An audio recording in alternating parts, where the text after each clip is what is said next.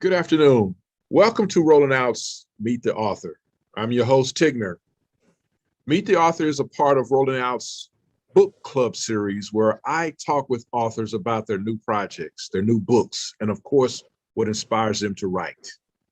Today, joining me on Meet the Author is Nana Nkweti, who is a Cameroon American, who is also an AKO Kane Prize finalist, alumni of the Iowa Writers Workshop, and also have been garnered fellowships from various foundations such as McDowell, UCross, and Wurlitzer. Currently, Nana is a professor of English at University of Alabama. Today, we're talking with Nana Nkweti about her debut book, Walking on Cowrie Shells, which is a 10 short stories, which weaves Cameroon and American culture. It talks about a lot of interesting topics, everything that touches the emotions, from the apocalyptic zombies to beautiful mermaids to exotic Comic Con adventures. With no further ado, I'd like to welcome today author, professor Nana Nkweti to Rolling Out's Meet the Author. How are you doing today? I'm good. Thank you so much for having me. And hello, Rolling Out family and book club. And thank you, Tigner, for that lovely introduction. I'm glad to be with you today to discuss my book, Walking on Cowrie Shells. Yes. I have mine too. Yes. Start right off the top. Why the title Walking on Cowrie Shells?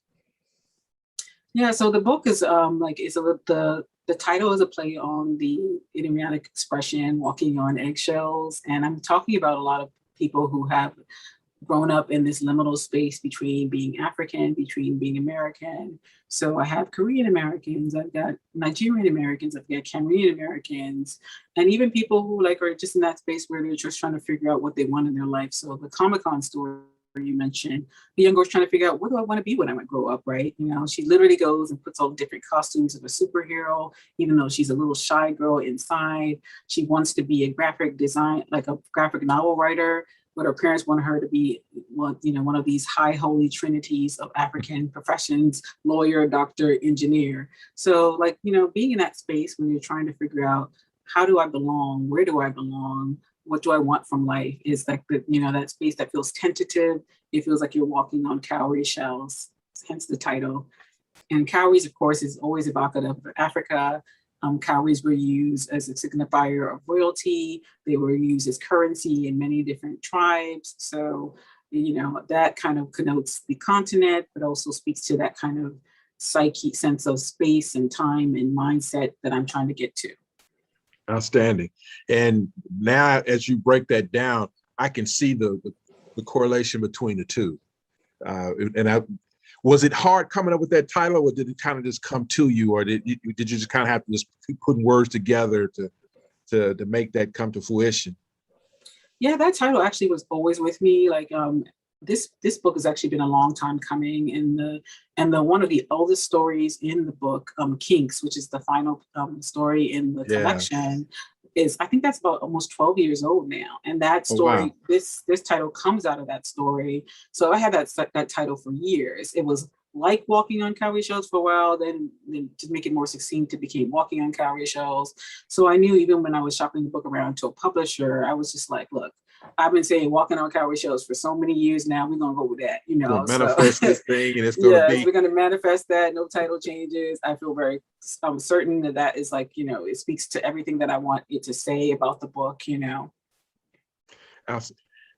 had briefly mentioned as you were kind of giving us the description of Cowrie Shells, where I noticed when reading each one of the short stories that I could see where it was almost trying to the character was either trying to fit in or to change themselves or keep their culture. Was that intentional, to try to show the correlation between I'm Cameroon, but I'm also in America, but I want to keep my heritage, but then I also have to live in America? I kind of picked that up in a few of the stories. Yeah, I mean, I have some characters, of course. That stuff is always going to interest in me because of my own background. I'm like a third culture kid, as they call them, where you take from like your parents' culture, you take from the parent culture which you live in, which is typically for my characters the United States, and then you make this third culture, which kind of is a hybridization of both cultures, right? So that is always interested in me. I always like to interrogate and deal with that perspective. But even like, sometimes people are very comfortable in their culture. I'm very comfortable in like taking the good from both cultures and just trying to throw away the rest. So I'm very comfortable in my skin around that. I have characters who are in different stages in that journey. I have some characters who don't even care about that journey. That's not their portion in life. Some like my teen characters just is like, how can I get a boyfriend? What college should I go to? That's their main kind of like thing. I have characters who their main sense of like walking on cowrie shells and tentativeness is like, what does motherhood look like? Do I want that for Yes. myself? So it's like a state of being that I think is universal to everyone. Yes, it's in some instances, of course, I'm talking about like cultural connection and feeling, what do you belong? Where do you belong? But I think that's something like, everybody feels that in many different facets of their life.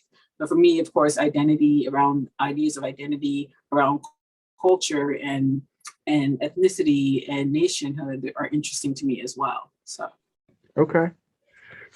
So when you finally decided to put these short stories together, was it a deliberate decision to write Cowrie Shells, or did it just kind of come to you? Put all the short stories into a book form. people have been asking me that, and it's so interesting because when you're just writing stories, you like sometimes people are asking you to write to a certain vein. As you can tell from my collection, you mentioned to the readers that there's Comic Con stories and Mami Wata stories with mermaid deities, and then there's like zombie apocalypse stories. So you can tell I wasn't thinking like a theme. I wasn't thinking, okay, Right. all my stories have to be about one thing. I think when I'm thinking about writing, it's like a journey for me. I get excited about exploring new worlds and being in new characters' perspectives. I particularly love writing from different voices. I'm very voice driven, so none of my narrators really sound alike. I have narrators who have like my zombie apocalypse story, like his voice is honky tonk and hard boiled. And my Yes. church based story, the voice is lyrical and sermonic. In Kinks, which is like my romantic, love story gone awry, the voice is sinister, sexy. So I love to go into those different spaces and voices and worlds and universes.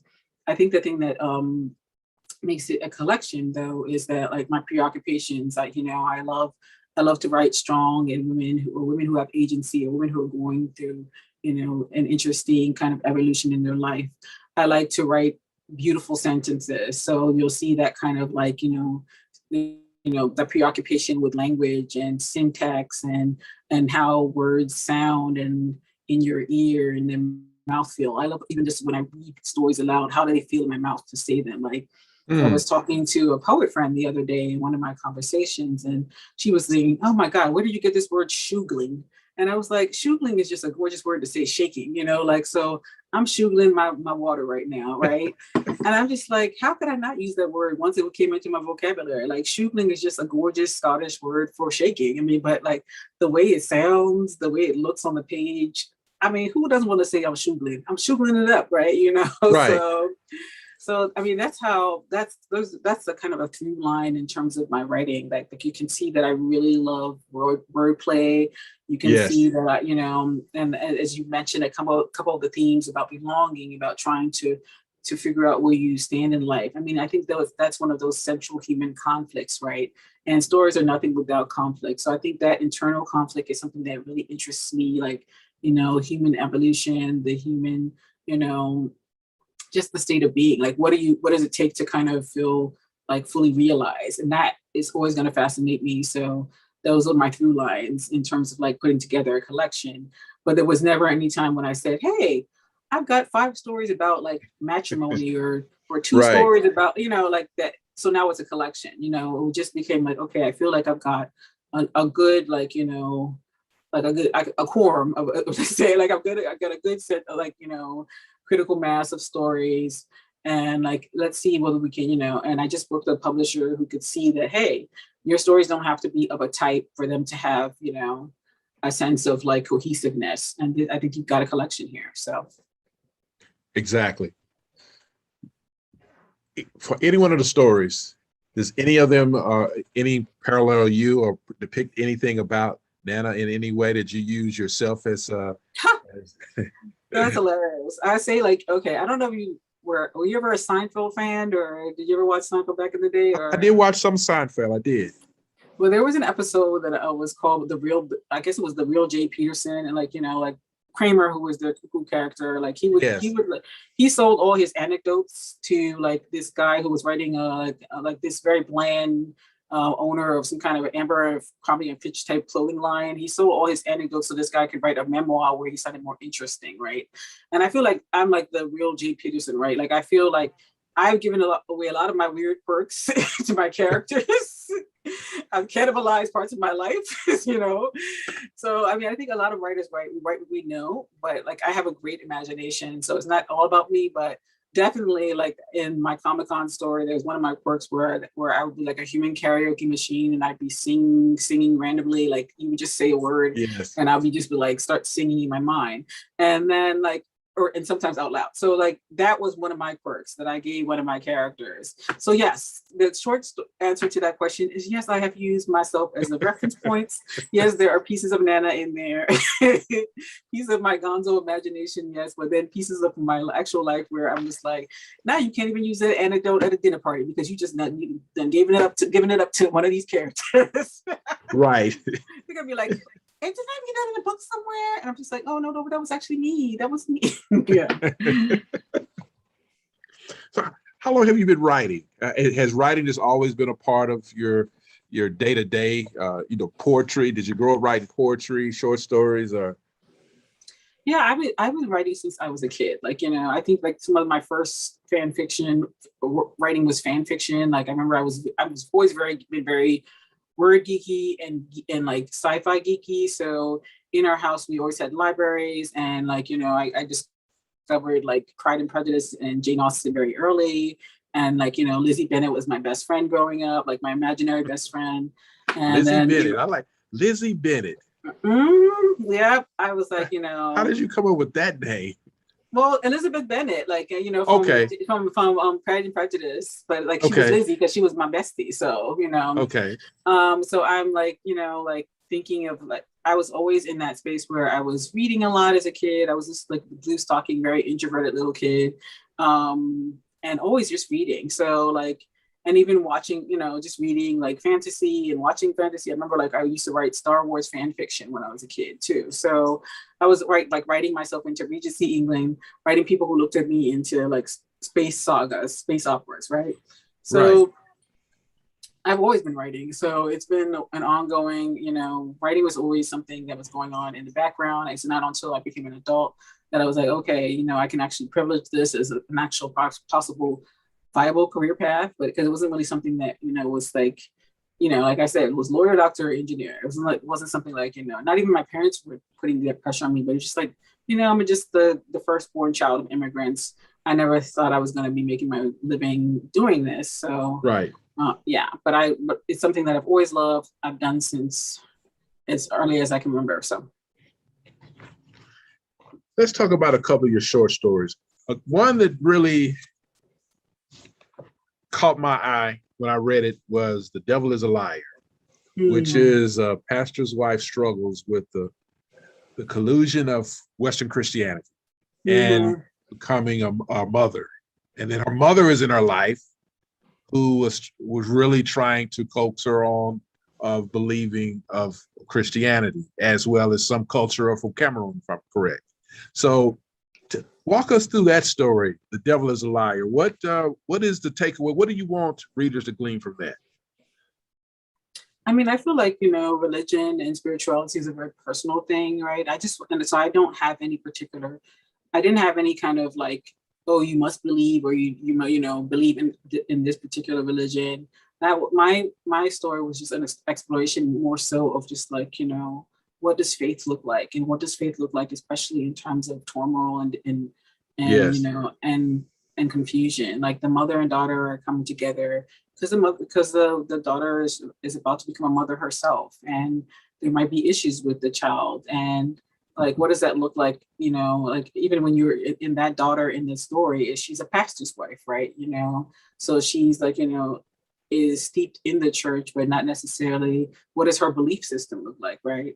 And her Yes. mother is not only her mother is coming from some kind of an older time religion, right? She's coming that old time religion, plus she's that old time religion, which has also been terraformed, as I see in the book, by Afro-Christian spirituality, which has a very, very strong belief in like evil is a thing, right? You know, like jujus and witchcraft and all Yes. that stuff like that. So it's like, you know, the devil is not an abstract concept. When you were like, you know, when you come from that kind of tradition, you are literally like, you know, waging spiritual warfare against these forces of juju and witchcraft and all these things. And you can think about that. Like if you live in a country, in countries or spaces where Yes. like those things are very elemental, right? It's not abstract, right? When you're like struggling to feed your child, like you know, and I'm not saying this is all of Africa because I know people like to say, "Oh, poor Africans." No, if you're No. in a, but if you're in a space, even if you were like, you know, like Appalachia or even like Baltimore, Right. like if you're in a place where you're Yeah. struggling, Certain right? parts You of know, America, you got the yes, same issue. exactly, Yeah. same things. When you're dealing with like, if you don't got to have clean water in Flint, In Michigan, right? Flint, Michigan. Yeah, you don't have clean water. You are praying on the Lord. You're thinking because you're thinking about you want God to smite them, those people who don't give you clean water, right? Those are the kind of things like that.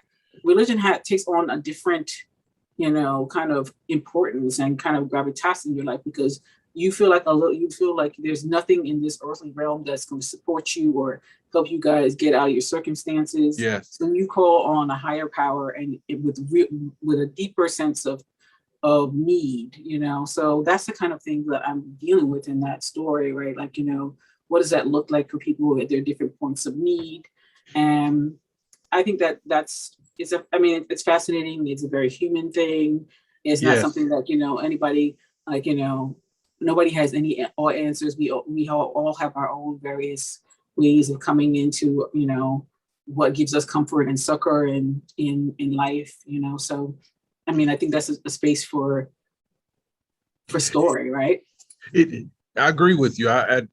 One takeaway I got from the story, without really just giving all of it away, is that it really played upon how deep was your faith, because you had a mother who was faithful and believed, then a daughter, even though she was married to a pastor, still questioned a lot of things. And the more and more the pregnancy went along, the more she questioned and even started almost doubting, which is a real thing. Yeah. Faith is based upon the things that we can't see. But Yeah. as a human, our mind always makes us believe that we have to see, feel, and touch, taste, that it's real. Yeah, I Whereas, mean, I have her. Not only is she she's a she's a pastor's wife, but she's also a lawyer. So she's also fact based, right? So right, that's interesting. Like so, and her name is Temperance. So she's not about like she's like I think I'm a person who needs to be considered and think about this. So for her to let go and let God, that would be a journey for her, right? And some of that yeah, journey happens in that story, it really does.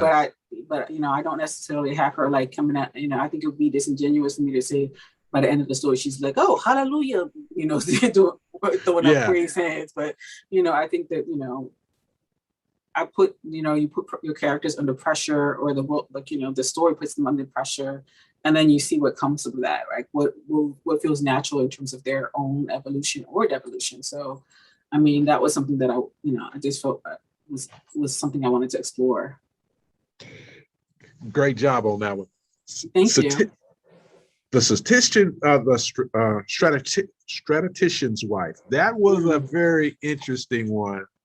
Also, a person who was a statistic who does statistics was very methodical through the whole journey, but it was just interesting how everything played out. But that was a very good one. Also, it actually had me kind of twisted for a few minutes. But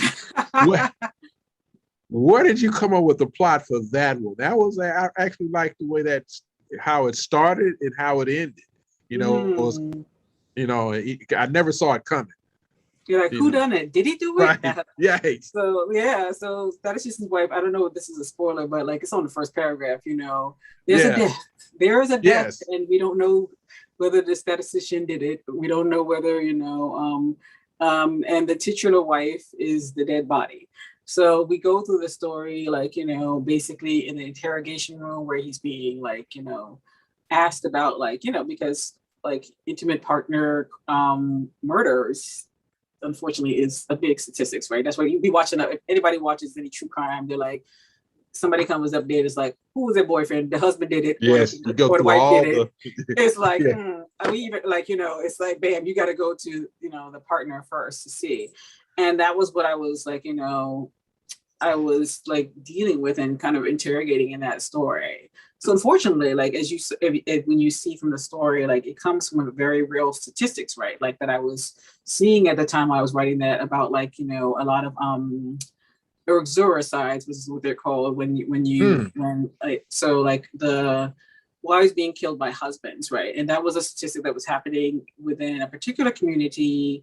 And when I was a nurse, I was also a nurse at the time. So I was just like, oh, these nurses are being killed by their husbands who are struggling with the gender changes, gender roles, because now they bring in their wives from Africa. They're now here in America, making all this big bank as nurses. Before she was a little village girl. Now she's sitting up there, she's making more money than you. This is a problem, right?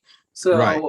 It was a way for me to kind of deal with that. Because I mean, we see all this stuff happening, right? Before, like misogynoir, we see the manosphere, we see incels. I mean, this stuff has been a tumultuous time in general for like women and men around the world trying to figure out where do we stand with each other? Like, how do we align? How do we find love? How do we find partnership in these changing times where, like we're already at fourth wave feminism and people just like, I don't even know what this means.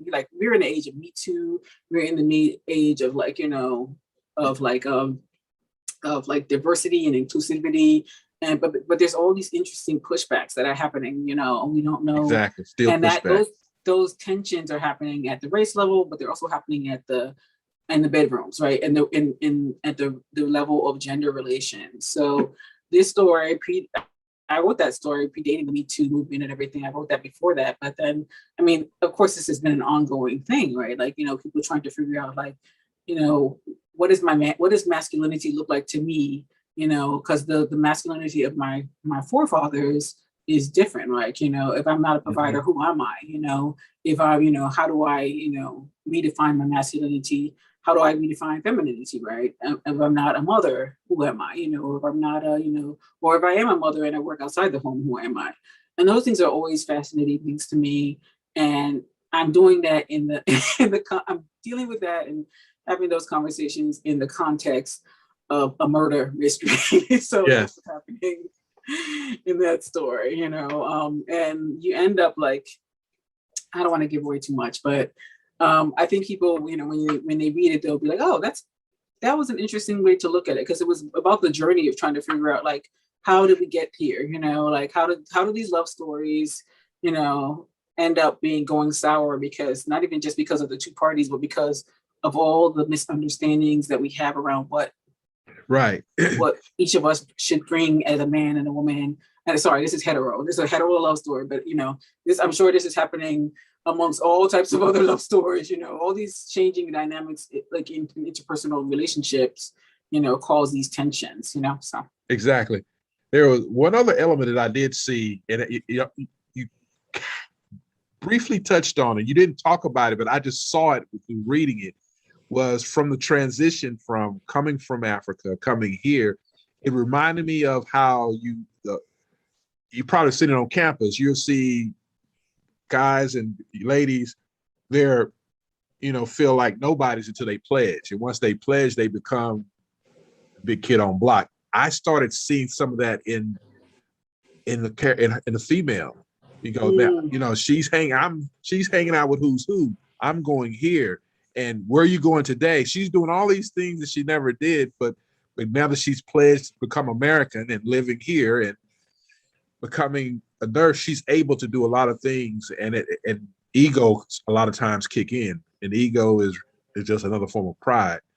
Pride So is. this is interesting to me, right? Because I'm getting a male perspective from that, but it reminds me of that Drake song, uh, Hotline Bling, right? Where he was like, "You used to call me in my cell phone late night when you need my love," like, you know. And Yes, now yes. you're always hanging out with somebody else, and I'm just like, why can't you hang out with other people, Drake? It's just like she can't talk to nobody now because you met her when she was a little young thing. She can't grow. But she can. It was almost part of it was interesting. It was almost like, hey, I'm going out with my friends. It was almost like she was pushing him away. I'm going out and doing this. So sure, you could go out and hang out, but it was like the more she hung out, it's like, I really don't want to hang out with you. I'm going over here. It's almost like I'm on the back. That's interesting. So like that's a male perspective, like, because when I'm writing him, like, of course I'm very empathetic to all my characters. So when I'm writing those characters, I'm feeling like, because he did meet her in a different space and time, right? So like, he expected their lives to kind of be how they were in Africa, like more insular, like about them. And he was a more quiet, like, he's a statistician, more nerdy brain person, like, and though she was lively, like, of course you're now here in America, there's more things to be lively with, so those tensions are naturally going to come. So I empathize with him, I empathize with her. So like, exactly. But I love you giving me that perspective. You're just like, where you going again? Come on now. You need to stay your ass in the house. Exactly. See, then it becomes more of the pride and the ego, because now he's starting to become methodical in his thinking. He's like, okay, what are you doing now? All of a sudden you're hanging out, you're going to the pool every day. So if you're at the pool, that means you're in a bikini. If you're in a bikini, what are you doing? Also that means most men have to be secure with themselves. If I know you and you're my mate, I trust you. I know, okay, now that's not doing anything because that's my girl. But now if I'm not mentally, and we could take it and we could peel that onion back a whole lot of layers. I mean, that's why it's fascinating, right? Because it's just like, because they're like you're saying, like, you can look at like, and say, okay, what about, this was his first relationship, like, is this why he felt more insecure? She did have all those little tokens that she from other men. That's right. And like, Bismarck, you say he's just a friend, maybe rest, R.I.P. Bismarck. So it's just like, okay, come on now, you two, so it's interesting. Those tensions arise, but this is like real relationship stuff that happens, right? And like, how do we navigate that stuff without, falling into a potential murder? Exactly. Because it's a thin line. It's a thin line between love and hate, and to the point that I love you, but now I hate you. Am I willing to cross that line to do the unforeseen? Do you see yourself writing a novel, or is everything going to be continuing a short story space? Which nothing's wrong with the short story.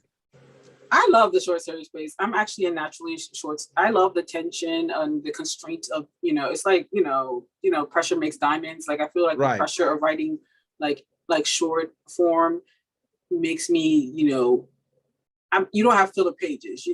All my words. How can I be succinct in with so many words to say it and become impactful? Succinct, but also be like, like juicy, like, like my words, I don't like have these half-stepping words, right? I don't have half-stepping sentences. My sentences have to count for something because I know I don't have like 100 pages to go on and on and on.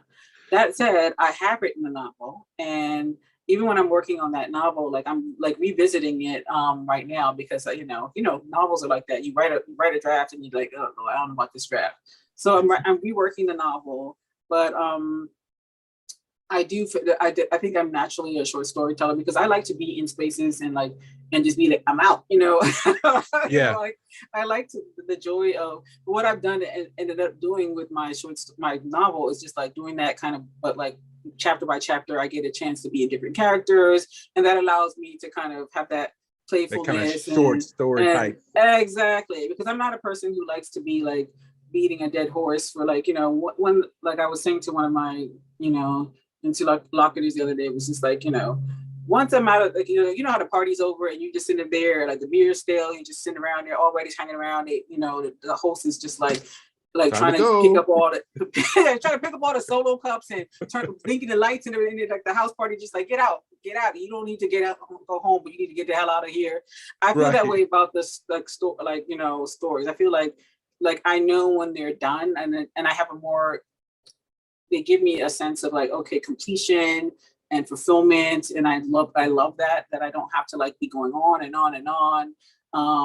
But the novel also has something to say for itself in terms of the fact that I get to have more scope. And so I did enjoy the fact that I get to play longer with these people and kind of hang out longer. Like it's like a longer, like, you know, a longer party. Let's say we went away on vacay or something like that. But I think like the short story is naturally what I have an affinity to. So. Okay. That's true. And there are several of the stories I think that, you know, you were able to really encapsulate the stories well, and it really, you know, caught my attention. And I think you gave the full beginning, a middle, and an end. Yeah. You know, and they even had a climactic moment. You know, that's what short stories are supposed to do. They're supposed to right. be like, you know, it had all the elements. Yeah, you know? They leave you with a feeling. They leave you with a sense of like, you know, that, you know, like that ending was surprising yet inevitable. You know, I feel like I don't try to bamboozle anybody with my endings or anything like that. I want people to be left with something, you know. So that's a short story for me. So. Yeah, and I guess the one that was probably the love story that I really did like was The Living Infinite. Mm-hmm. That one was very touching. I always, you know, almost shedded a tear on that one. Oh, you should have one thug tear. Yeah. Almost. Oh, shed some tears. I did. I'm not gonna lie. I did. You know, I really liked that. You know, even embrace your masculinity. You know, you full grown. You can feel vulnerable. That's all good. Vulnerability and masculinity go hand in hand. I enjoyed it. I really did. I could see the character. I could see now. I could see her. You know, and being this woman who was, you know, confident in herself, you know, but then at the same time, I could still toy and play with him, and I could get what I want, or I could be vulnerable and allow him to, you know, take me away, which they actually got, you know, kind of had a relationship, which was great. You know, I really did like the book. Oh, I'm glad you like that. You know, like people like, you know, it's interesting because that was like Nala's a Mami Wata in this story. Like, you know, she's, oh my God, sorry. Are you hearing too much? All of a sudden now they're like, they're doing all this roaming around my outside. Is that you? Is that? No, what you hear? You heard background noise? No, I thought maybe you were, because you looked like you were looking off. I thought maybe. Yeah, someone just walked in. Oh, okay, no problem. Okay, yeah. I thought you were hearing all these people out here mowing the lawn right when I need to be on camera. But yeah, no. Okay. Should I continue? Like, so I was saying, yeah, like, keep talking. Nana's love story with Byron Thelonious Stillwater. You know, I love him and his name, and he's just like a lovely man.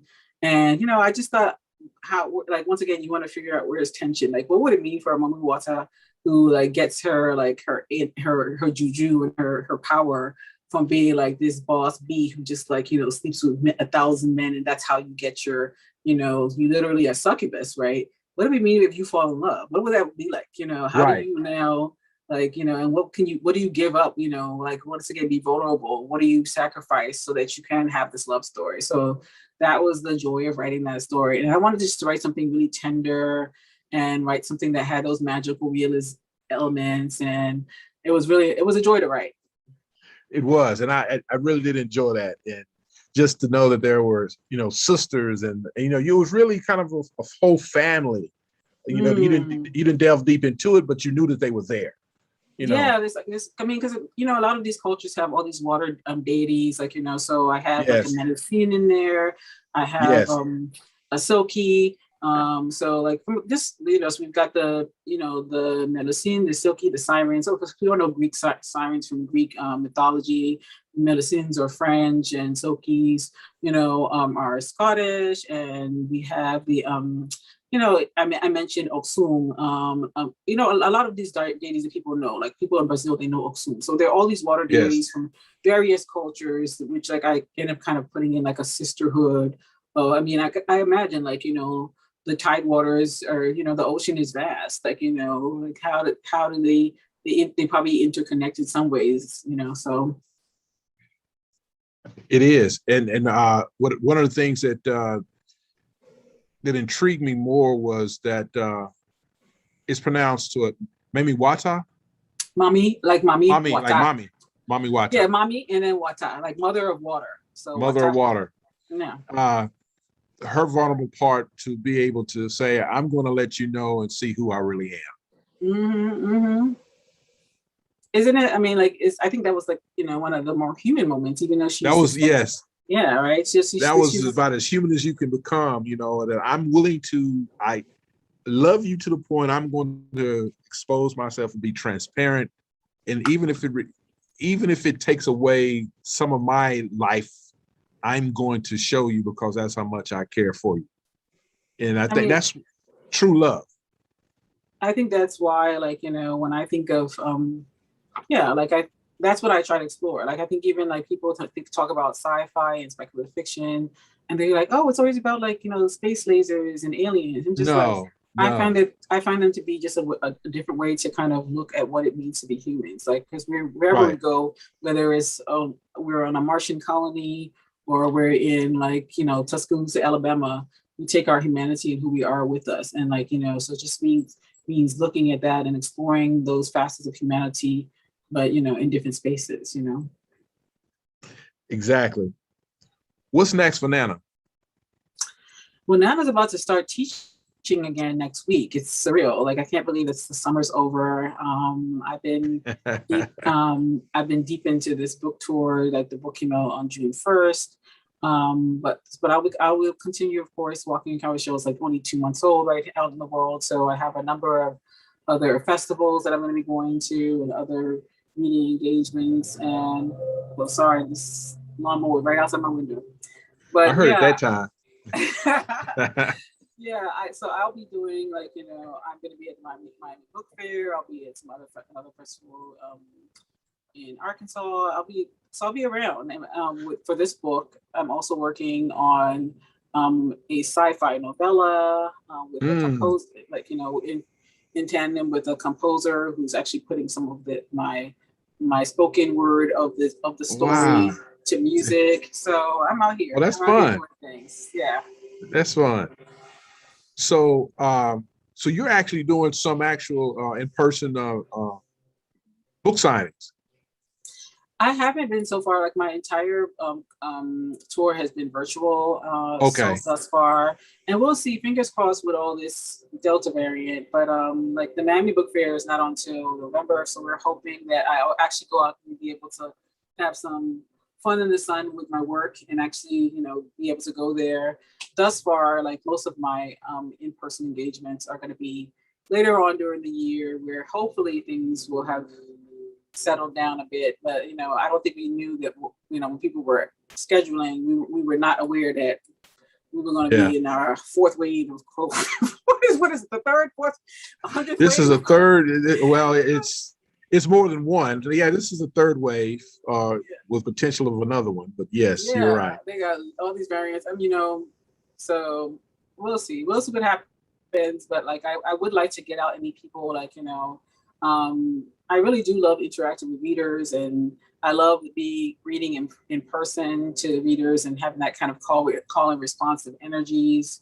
So we'll see what happens with that, because right now it's just like, oh, hi, boys and girls, but I don't, on the Zoom, so right. So a couple of questions before we pull out. What type of response have you been getting from readers and from have you been getting any response from from book clubs and individuals?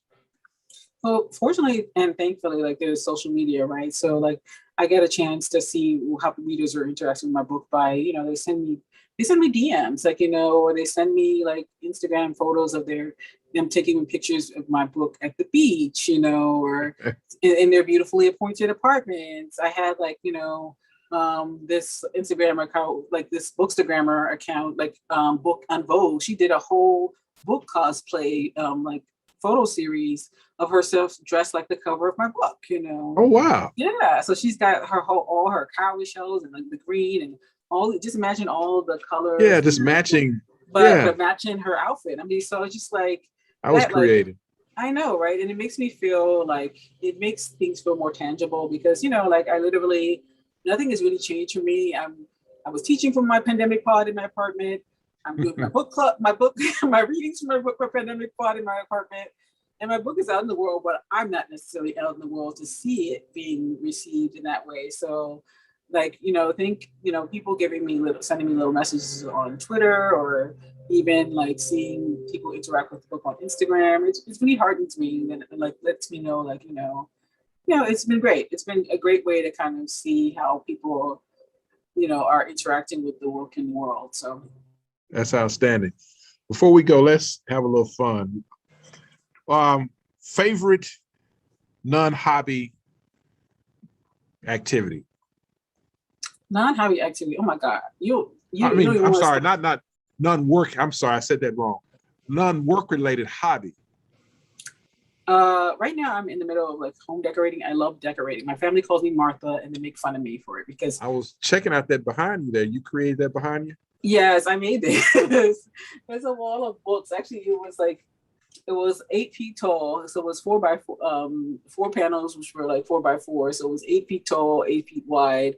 And this is just one of the 4x4 panels that I made, like with my friend in Iowa City when we were getting ready for my author, just to make an author photo shoot. And we erected it in the park and did a whole DIY photo shoot where I was I had to do like a whole project management. I did my hair, makeup, did a whole long story short. You did everything but shoot it. Yes, I'm like I'm crafty McCrafterson with that stuff. I love that kind of stuff. So I think like right now I'm like deep in home decorating. So I love all things like design and yeah. Okay. Favorite restaurant, and that could be anywhere. It does not have to be in Tuscaloosa. Favorite restaurant, huh? Lord, honestly, I'm not that much of a foodie. I do a lot of I do a lot of New York. I was a New Yorker for many, many moons before I came down here. So I do a lot of food places, but I'm more about ambiance. I'm all about ambiance in the company. So I would say, let me just say I will say Red Rooster in Harlem, because that was a site of like many good memories with my friends. Like we would go out and have dinner, we'd go downstairs and get our dance on. So let me say that. Yeah. Okay. Favorite guilty pleasure food. Oh my God. I don't have guilt around food. Bacon. I love bacon with the passion. I've been to bacon festivals all over like the country. So I've had bacon. Yes. You put bacon on almost everything? Yes. I feel like bacon makes everything better. I love the swine. So I don't know. So like I can't even front. Like I've literally been to bacon festivals where they figured out how to make, bacon chapstick and bacon this and bacon that. It is out there. So cool.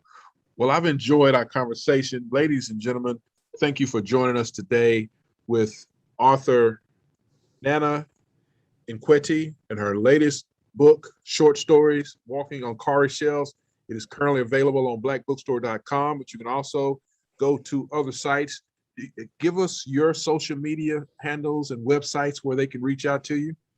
Oh, I'm very easy because it's basically just at and then my first name and this last name. So at Nana Nkweti on Instagram, at Nana Nkweti on Twitter, and that's it.